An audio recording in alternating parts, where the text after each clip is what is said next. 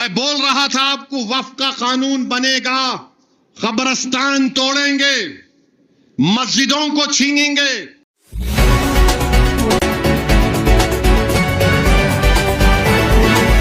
یہ ہے ہندوستان اردو خبر، آپ دیکھ رہے ہیں ہندوستان اردو خبر۔ السلام علیکم ورحمۃ اللہ وبرکاتہ۔ ناظرین، آج کی خبر کا تعلق محترم جناب سانسد بیرسٹر اسد الدین اویسی صاحب اور وقف بل سے ہے۔ محترم جناب اسد اویسی صاحب نے ایک بیان دیتے ہوئے کہا کہ وقف بل سرکار اس لیے لا رہی ہے تاکہ مسلمانوں سے ان کی مسجدیں، درگاہیں، خانقاہیں اور قبرستان کو چھین لیا جائے۔ ہر طرح سے یہ سرکار مسلمانوں کو اپنے مذہب سے دور کھینچنے کی کوششیں کیے ہوئے ہے۔ کیا ہے پوری خبر، سنیے اس ویڈیو میں۔ اب تو خبر کو توڑ دیں گے، خبروں کو توڑ دیں گے۔ میں بول رہا تھا آپ کو وقف کا قانون بنے گا، قبرستان توڑیں گے، مسجدوں کو چھینیں گے، درگاہوں کو چھینیں گے، ایواکیو پراپرٹیز جو وقف ہیں وہ چھین لیں گے۔ ہمارے مخالفین جذباتی تقریر کر رہے، ارے بھائی جذباتی تقریر کرنا نہیں، سچائی کو بیان کرنا۔ اب خبروں کو بھی توڑنے کی بات کر رہے ہیں۔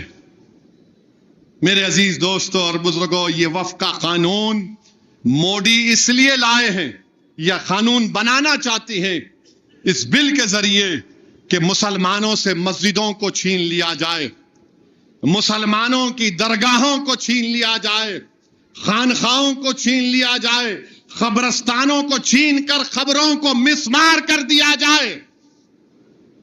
یہ ان کا مقصد ہے۔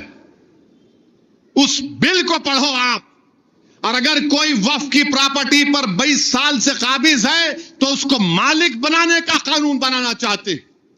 جو جائیداد کو اللہ کے نام پہ ہم وقف کر دیے اس کو کہہ رہے ہیں کہ نہیں، اب اس کا مالک کوئی اور ہوگا۔